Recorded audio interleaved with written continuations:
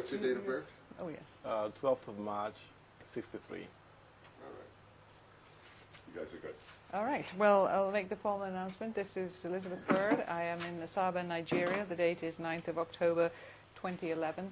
I'm here also with Fraser Ordinelli, and we are conducting an interview. And if you could state your name, sir. My name, my full name actually is Chukwuemeka Nduka Eze, what I'm more popularly known as Chuck. So it's Chuck Nduka Eze. Thank you.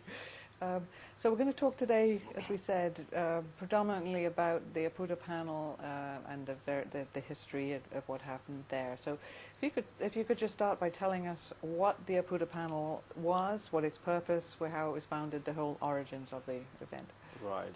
I think the Oputa panel was conceived by General Obasanjo. There had been lots of crises in the country just before the inception of the civilian administration in 1999.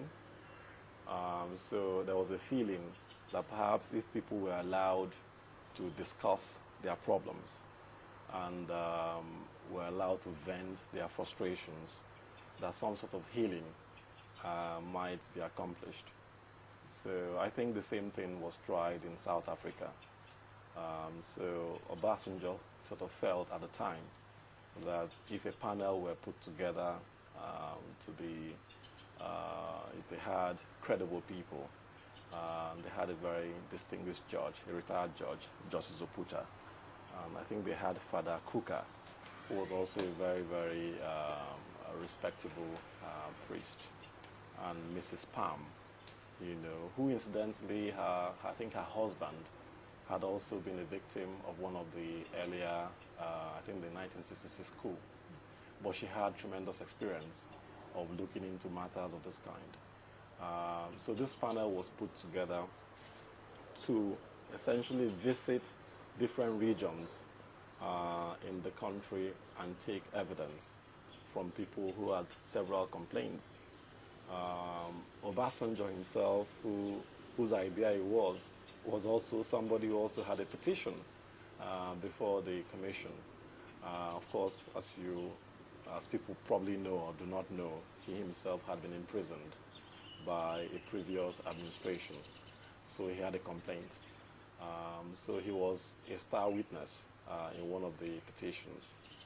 So I think the hearings began in 1999 and moved from region to region and carried on for the best part of 1 year. And it was something Nigerians took to. And there were some interesting and dramatic revelations as he went along. But the important thing was that it was embraced by virtually everyone. And there was full participation in the process. People were enthusiastic as to how it would impact positively on the country. And essentially that was the background to the Oputa panel. The formal name of the Oputa panel was? I think it was the Truth and Reconciliation Commission. I think Oputa, being a very distinguished person, I think the short form became eventually Oputa panel. But I think it was the Truth and Reconciliation Commission, now popularly known as Oputa panel. And you think it was somewhat modeled on what had happened in South Africa? It was, yeah. I think we took a lot from the South African experience, yes. What do you think Obasanjo was hoping to achieve by this panel at the beginning? I think there were, just before 1999, there had been several sort of problems around the country. We just came from what was considered a fairly draconian leadership, the Abacha years. There were several issues of miscarriages of justice, terror, all over the place, illegal incarcerations and denials of justice. So our feeling was that Obasanjo had brought this to bear to try and address the issues around the country. There was tension in the country. The polity was highly, sort of heavily heated. So the feeling was that if people could be allowed to speak, to speak to their problems, address these issues, that it might point a reasonable way forward for the country. And as I said to you before, it was something that most people embraced. The period of time that the Oputa panel covered was, could you say, in terms of the violations that were reported, it covered a period of time? Yes, essentially, I think they chose 1966 to perhaps just before the inception of the panel. So it was from 1966 to about 1998. So this covered the period of the Civil War? It did cover the period of the Civil War, which perhaps for the issues we're going to deal with at some stage in this interview was one of the most significant aspects.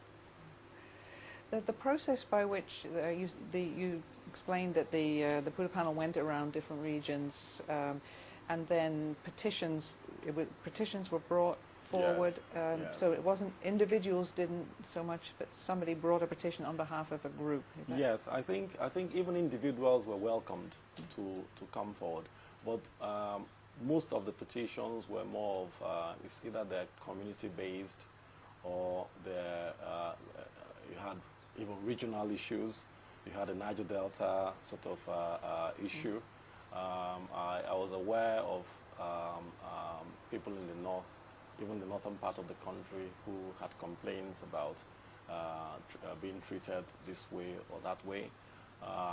The ones we were involved with, I certainly recall that apart from the the Asaba issue, which we'll be touching on at some stage, there was the Ohaneze group. And Ohaneze is actually an umbrella sort of cultural and social organization that seeks to project the interest of people in the Southeast. And there was to be some hearings for the Southeast. And Ohaneze had invited various petitions to be brought under the umbrella of the organization. This was interesting because Asaba, being not in the Southeast, had some difficulty as to where to fit in her petition. And there had been some petitions for the South-South. But if you think in terms of the political implications, Asaba did not really see herself as conveniently a South-South sort of, did not see herself more, saw herself more in terms of the Southeast than the South-South. So an effort was made to either place her within the South-South. That didn't work. Then an effort was made to place her within the Southeast, and that worked. So even though geographically Asaba wasn't the Southeast or wasn't part of the Southeast, her petition was brought under the umbrella of Ohaneze. But it was still a distinct petition because the Ohaneze was essentially dealing with the Biafran issue. So the Asaba massacre, which I'll be talking about in due course, was presented in Enugu, where the Ohaneze and the Southeast petitions were being heard, and where the Oputa panel had adjourned to for that purpose. So could you talk now about how you became involved in this and how that happened? Yes. Well, I haven't said this before, but I'm actually a lawyer, and I like to think of myself as something of an activist as well. There was a book on the Asaba issue written by a gentleman called Imal Kocha, who had done much, to bring to the attention of the world the events that occurred just before the war started, at the outset of the war. I think essentially the event was around October 1967. The federal troops had come in to the Midwest region and were making their way to the Southeast. and came into Asaba. And when they got into Asaba, there were really there was no crisis in Asaba. There was a war, there were tensions, there was a war between the Biafrans and the Nigerians. And when we say the Biafrans, they were actually Nigerians, but following the crisis in the country where Igbos felt unsafe, quite a number of Igbos had returned to the southeast to seek safety. And whilst there, Biafra was declared, and the intention to go their way was, was pursued. This was resisted by the federal government, and following the tensions, the Biafran War started. So the federal troops got into Asaba, and their reception was quite normal. There was no attempt at resisting their presence, but for some reason, it appeared that there was a predetermined decision to cause some carnage in Asaba. And incidentally, also, other related towns in Asaba appear to have gone through a similar experience. But dealing with the Asaba matter, they came into Asaba, and apart from the other skirmishes, other killings that happened as they came in, there was a particular one that has drawn a lot of attention. And these were killings that occurred in a part of Asaba called Obusewa. And as we understood it, I was very young at the time, and I have to say I was only 4 years old. But we had actually crossed over the Niger, and we sought refuge in the southeast. And they came into Asaba, rounded up a lot of the male population. In fact, these were people that had come out to receive them.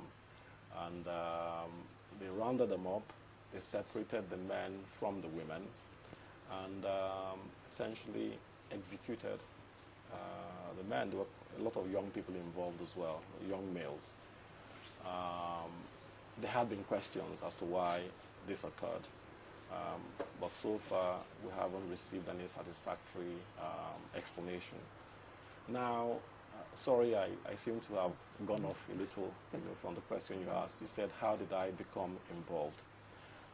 First of all, I suppose the attraction to the chaps that spoke to me is firstly, perhaps I'm a lawyer. Secondly, I'm from Asaba. And thirdly, I had a particular interest in this kind of issues because my father had also been a lawyer, had been a politician of the same hue. So I was approached to take on the matter by way of a petition to the Oputa panel. Just one sec. Who initially approached you? Essentially, I was approached by Ima Okocha. Ima Okocha had come with a lot of the materials and his book. And I looked at the issues. I was perfectly happy to get involved.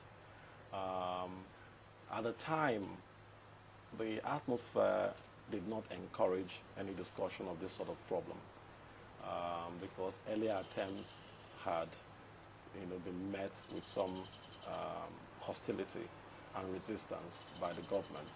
So quite a number of lawyers did not want this as part and parcel of their sort of track record, as it were.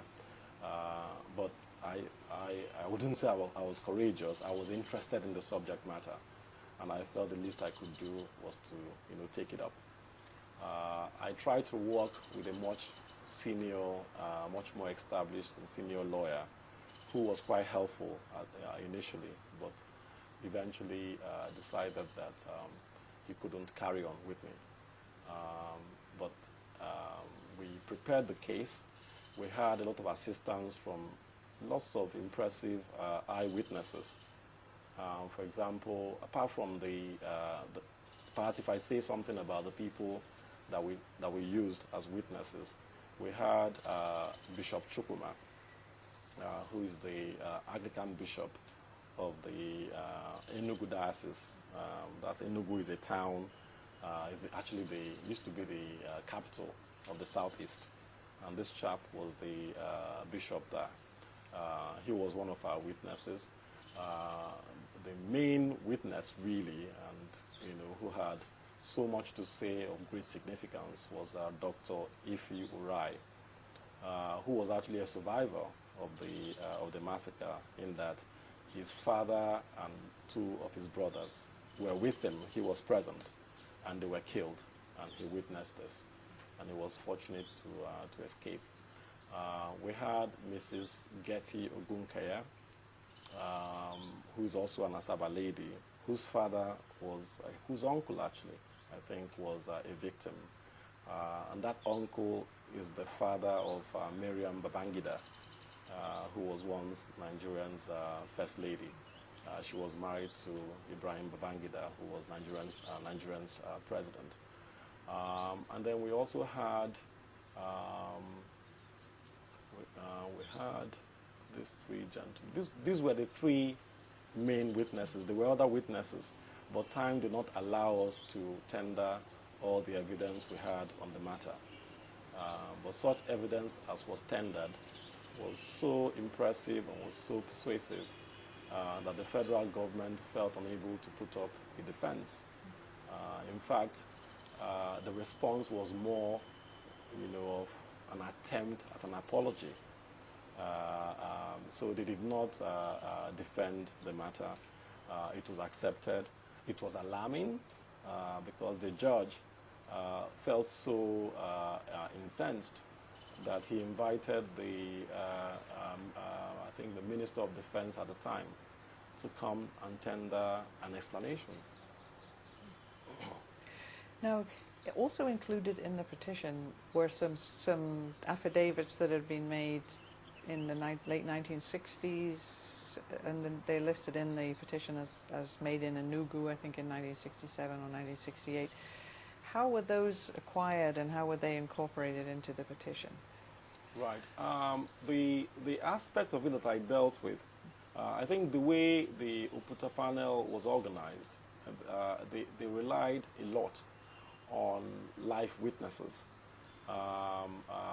So the aspect I dealt with was more of the live witnesses that were tendered. But we did put up in the petition some sort of documentary evidence. I believe that there were some materials had been put together even before I was retained to do the matter. And the formal petition itself had a lot of documents. Some of them were taken many, many years before I got involved. But affidavit evidence was also tendered. I was aware of that. The actual process that was used, you said eyewitnesses spoke. Was there any kind of cross-examination or questions? Yes, it was anticipated that there would be cross-examinations. In fact, the other petitions they were taking before ours elicited a lot of hostile cross-examination from counsel or lawyers acting both for the panel and lawyers acting for whoever the opposition was. As in our own case, the opposition was the federal government. When our witnesses were tendered, like I indicated earlier, their testimony was so powerful, and in fact, the panel had more difficulty controlling the expressions of emotion in the hall. People were crying, and I recall when Dr. Orai gave evidence that at some point in his evidence, Justice Oputa felt so moved that, and sensing how the evidence had been received in the hall, he asked me, should we really go on? I think we've heard all that can be heard on this matter. At that point, we felt that perhaps the points have been powerfully made and that we should move on. The federal government, the lawyers acting for the federal government actually said that they would prefer to not to go on, that they may consider coming back at some stage. But they did. There was an attempt at some sort of subtle apology for what occurred. They didn't come back, to us again. And as I recall, the recommendations were made as to how to deal with the matter, and perhaps I could tell you in due course what happened to the recommendations and the report from Oputa itself. Yeah. Just before we go to that, there was a press report at the time that quoted Major Ibrahim Haruna, who was, I know, not in Asaba at the time, but was associated with the 2nd Division and later, and he was sort of quoted as saying that he had no regrets. What was the context of that remark? I think, as I recall it, there were some dramatic press reports, from the revelations at the hearing.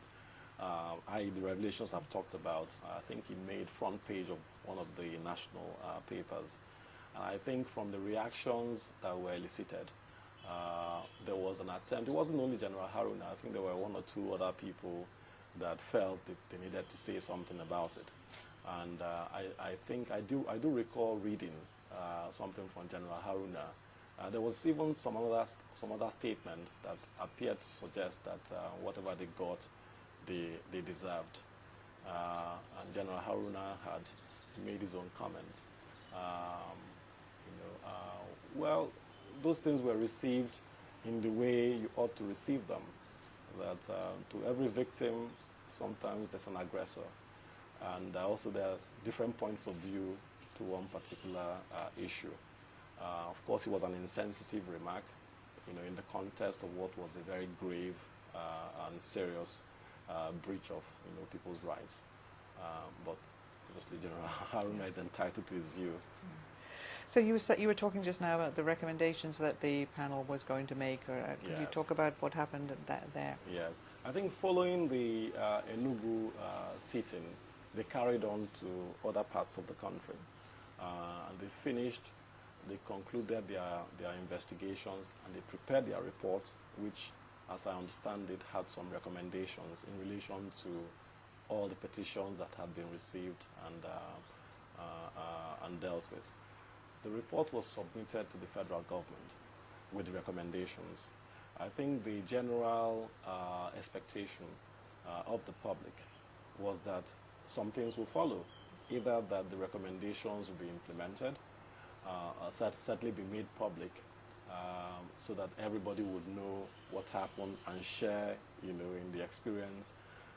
But unfortunately, this did not happen.